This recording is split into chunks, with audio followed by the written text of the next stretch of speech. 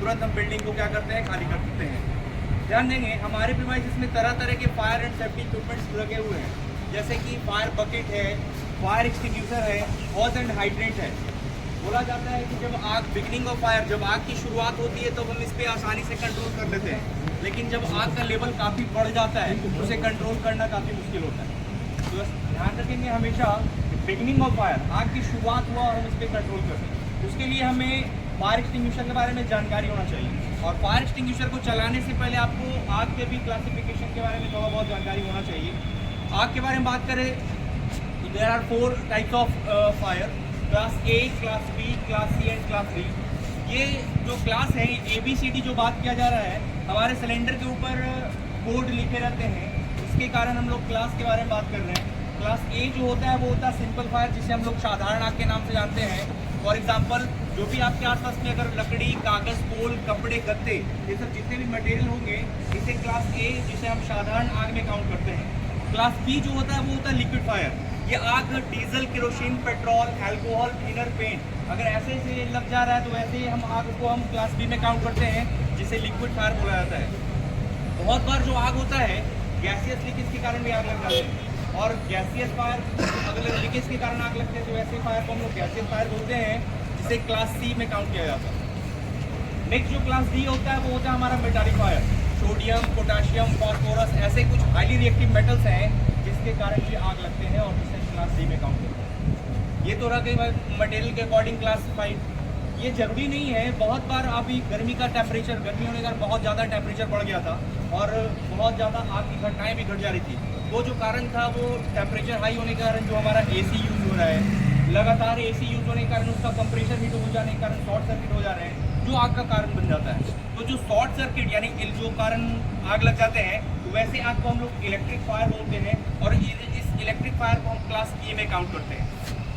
बोला तो गया है class of fire, there are 4 types of classification of fire, class A, class B, class C, class D. Class E भी हमने बताया इलेक्ट्रिक फायर, जो शॉर्ट सर्किट के कारण आग लग जाते हैं। ये डिफरेंट टाइप्स ऑफ फायर पे तरह तरह के हमारे फायर एक्सटिंग्विशर भी हैं, इसके बारे में थोड़ा जानकारी ले लें। क्लास ए जो हमारा साधारण आग है, साधारण आग को आप आसानी से कवर करके, कूलिंग करके, यानी पानी डालकर तापमान को आप ठंडा कर देंगे तो आग बुझ जाएगा। साधारण आग में अगर आग लग जाती है, मान लीजिए लकड़ी, कोल, कागज़, कपड़े, गत्ते अगर आग लग जाते हैं, आप अगर उसे कवर कर देते हैं तो वो ऑक्सीजन, उसका सप्लाई कट हो जाता है और आग आसानी से वो बुझ जाती है। लेकिन हमारे प्रीमाइसेस में जो फायर एक्सटिंग्विशर है उसके बारे में जानकारी दे देते हैं। जैसा कि आपके पास एक सिलेंडर रखा हुआ है, इसका नाम है powder type ABC। Powder type ABC, अभी हमने जो बताया classification of fire, class A, class B, class C, इसमें जो कोड लिखा हुआ है पाउडर टाइप ABC, ये आइडेंटिफाई, इसकी पहचान है कि कहीं ना कहीं ये जो पाउडर टाइप जो हमारा फायर एक्सटिंग्विशर है वो क्लास ए पर काम करता है, यानी साधारण आग। क्लास बी यानी लिक्विड फायर, तेल की आग। क्लास सी यानी गैसियस फायर। कभी भी आपके प्रीमाइसेस में अगर इस तरह का आग लग जाए, साधारण आग हो, लिक्विड फायर यानी तेल की आग हो, गैसियस फायर गैस लीकेज के कारण हो, आप पाउडर टाइप ABC चला दीजिए, वो आग को कवर कर देगा और आग को आसानी से बुझा देगा। इसे मल्टीपर्पज़ फायर एक्सटिंग्विशर भी बोला जाता है। ऐसा इसलिए कि कहीं ना कहीं ये इलेक्ट्रिक फायर पे भी हम इस्तेमाल करते हैं। अगर इलेक्ट्रिक फायर शॉर्ट सर्किट अगर होता है, उस दौरान हमें सबसे पहले फायर एक्सटिंग्विशर नहीं चलाना है, सबसे पहले इलेक्ट्रिक शॉर्ट सर्किट वाला अगर कंडीशन होता है, उस कंडीशन में सबसे पहले हमें पावर सप्लाई यानी मेन स्विच को कट करना है, उसके बाद आप पाउडर टाइप चलाइए, आग को बुझा देगा। इसके लिए इलेक्ट्रिक फायर के लिए हमारे पास प्रीमाइसेस में CO2 फायर एक्सटिंग्विशर रखा होता है। जो CO2 होते हैं फायर एक्सटिंग्विशर, वो स्पेशल इलेक्ट्रिक फायर के लिए हम इस्तेमाल करते हैं। लेकिन वो ना रहेगा अगर हमारे प्रीमाइसेस में CO2 नहीं है, अगर हमारे पास पाउडर टाइप है, तो हम पाउडर टाइप भी चलाकर आग को बुझा सकते हैं।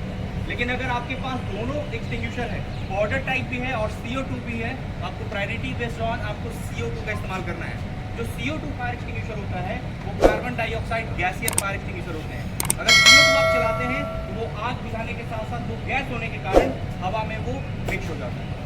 लेकिन इसमें पाउडर होने के कारण आपके आसपास जो भी, मान लीजिए AC में शॉर्ट सर्किट हो गया, आग लग गए, इन्होंने पाउडर टाइप चला दिया, आग तो बुझा दिया, लेकिन जो पाउडर होगा वो पूरी तरह से उस AC के छोटे से छोटे पार्ट में एंटर कर जाएंगे।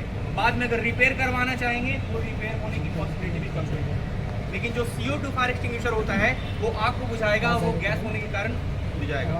बाद में अगर रिपेयर हम करवाना चाहेंगे तो बाद में रिपेयर होने की पॉसिबिलिटी भी पॉजिटिव बनेगा। तो हम वो कंडीशन के अकॉर्डिंग इस्तेमाल करते हैं। बात करते हैं इसका यूज़ करने के लिए।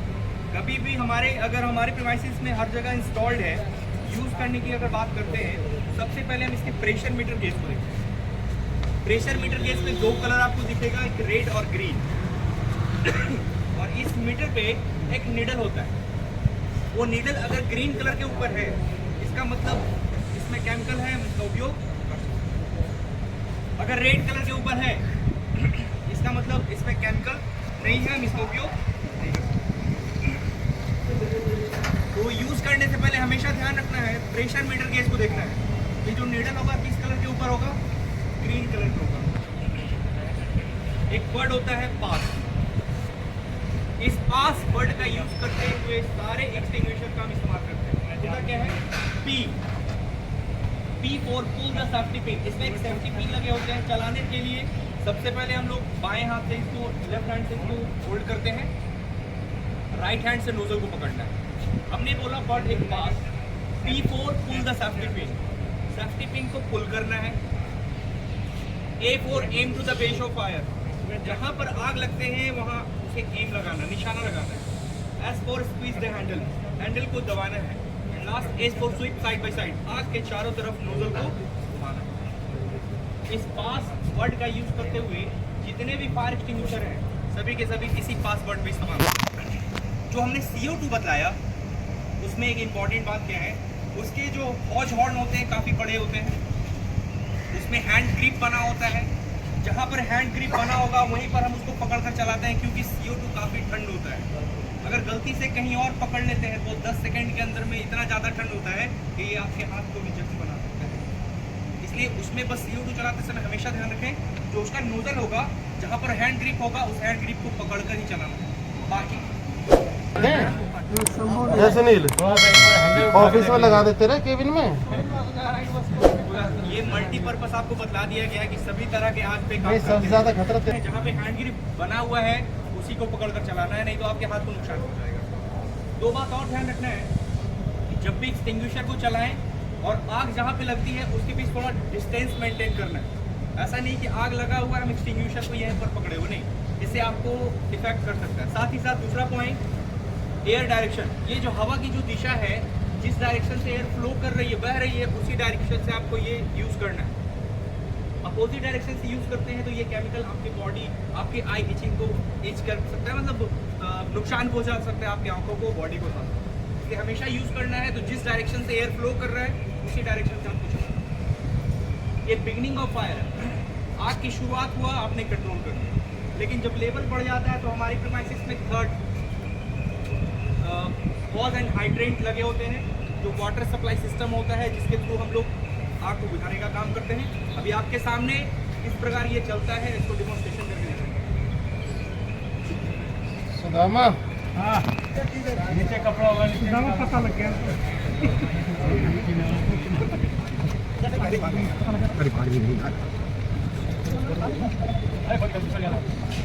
सुदामा इसी तरफ आ गया, अब आए इधर ही आए। इंसिडेंट अगर इमरजेंसी होता है तो जितना जल्दी हो सके, मतलब एक टाइम है 3 से 4 मिनट में बिल्डिंग को इवैक्यूएट करना। अगर ज़्यादा लेट होता है, कोई आराम से आ रहा है, एक प्रैक्टिस है और वो सेम प्रैक्टिस हमेशा होना चाहिए। अगर ये प्रैक्टिस नहीं रहा, जो लेट रह गए वो बिल्डिंग में फंसे रह जाएंगे।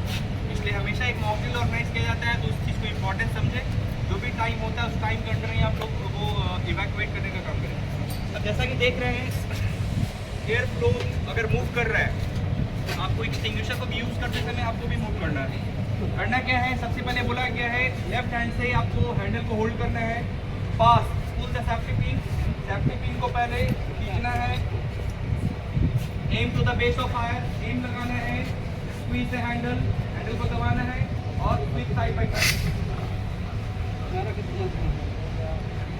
रेगुलर अटैक करेंगे, आग हो जाएगा।